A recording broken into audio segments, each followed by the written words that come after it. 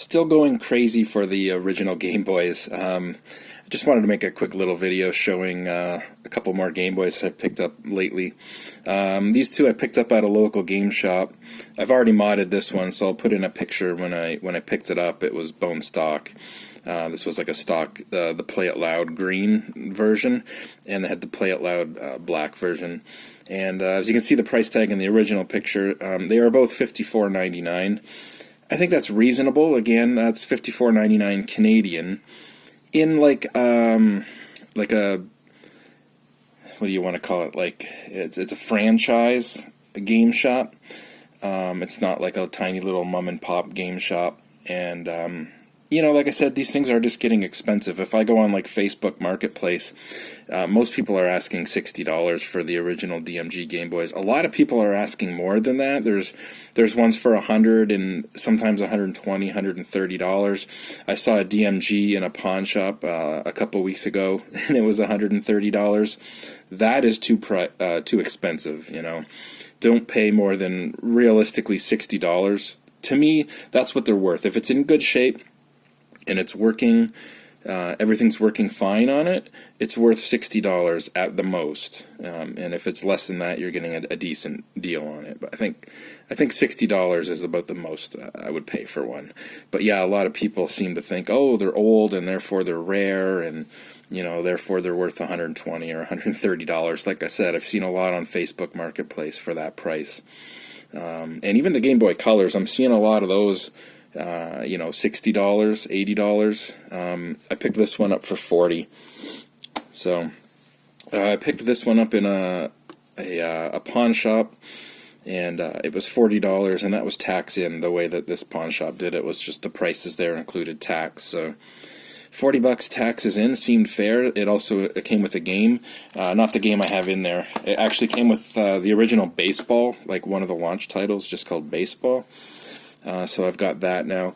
But around the same time, I did also pick up Super Mario Deluxe. I think this is the only like 4 Game Boy Color only game that I have.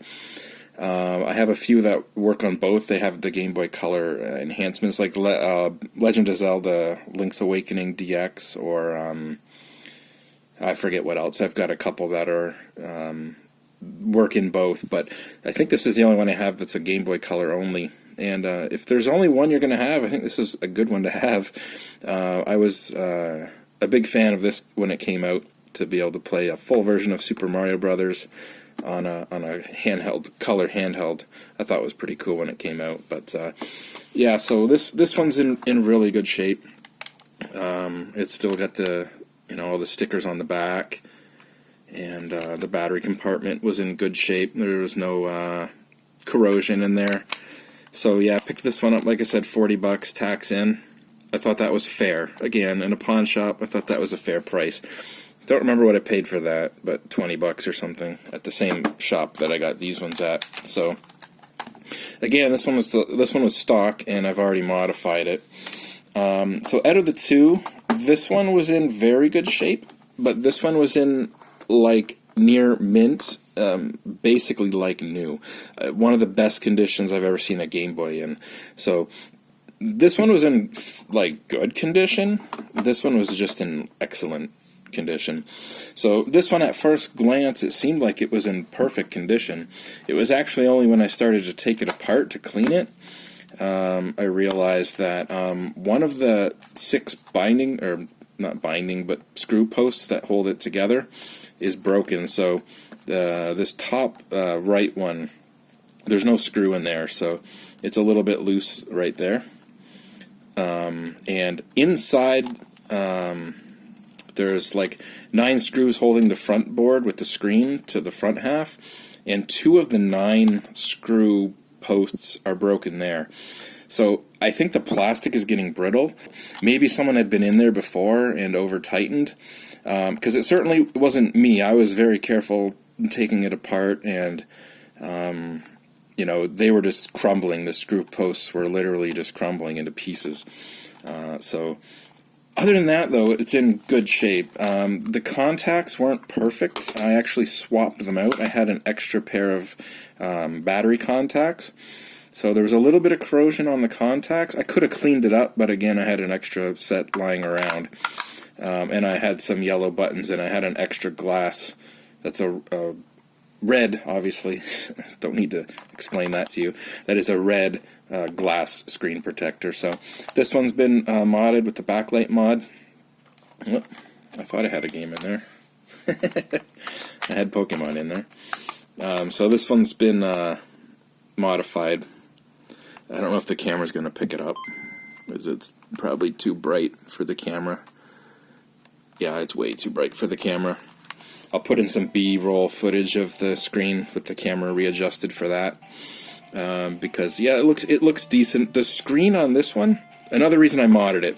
So I wasn't afraid to mod this one because again, the shell wasn't perfect. A couple of the screw holes were already bunged up anyways, and the screen on this one, it looks like it has a little bit of sun damage. I don't know if the camera's going to be able to pick it up.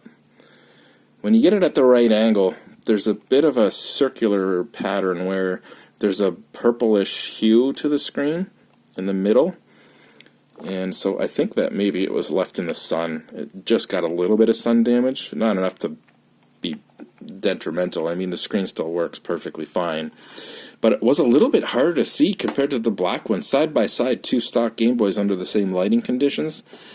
It seemed like the contrast was a little bit worse on this one. So again, if the sun damaged, maybe it damaged the polarizer a little bit. And so that's another reason to mod this one. So this one is actually, as far as working condition, it's basically perfect. The backlight worked out really well on it, and the aftermarket yellow buttons in a stock case actually work pretty well. I had to do slight modification to the case and remount the holes a little bit to make them a little bit bigger because they were actually binding a little bit. But as of now, it's in perfect working condition, other than the fact a couple of the screw holes aren't holding it together. Honestly, it's fine. Not a big deal. So this one's pretty cool. Been playing on this one a lot lately. But this one, on the other hand, like I said, this one was in this case, by the way, without the games, but this clear plastic case with you'll notice it has the Nintendo sticker at the bottom. I wasn't really sure at first what that was about, but apparently all the Play It Loud variants came in this clear plastic case. I just forgot about that, I guess. I mean, I do remember seeing some of the Play It Loud versions back in the day, back in the mid-90s, but I guess I just forgot. Apparently, they all came in this clear plastic case, and so, yeah, I guess the fact this one was in the case, it has some of the manuals in there. But this was in, like, immaculate condition. The battery contacts, I've never seen such clean battery contacts in a DMG before. I mean, they are just absolutely perfect. And it still has the sticker on the bottom, which is like FCC, something about FCC, and, this device won't cause interference or whatever. So, I mean, I've never seen that on a Game Boy before. I assume they all had that on there, or at least all the Play It Loud versions sold in Canada had that on there, and usually that would come right off. So this one was in, like, just absolute like-new condition. So this one's not going to get modded. I'm not even going to open this one. So, I mean, it's just mint. And, yeah, so that one's staying in there. And again, this case is pretty cool. It holds 5 games. So 3 on this side, 2 on this side, and then it also holds 4 batteries. So yeah, pretty neat case, which, like I said, I don't remember seeing. I probably did back in the day, but haven't seen one in a long time anyways. So again, they were both $55. Clearly this one was the better deal because it was in better condition and it came with the case. But they had, it was the only two DMGs that the shop had, and they both just so happened to be Play It Loud variants. I didn't have any of the Play It Loud variants, so I grabbed them both. And I guess that's it. Yeah, still picking up these original Game Boys, still modding them. Again, maybe not all for me. Some of them will get sold if someone wants a modded Game Boy, a friend or a coworker or something. So anyways, yeah, that's it. See you later.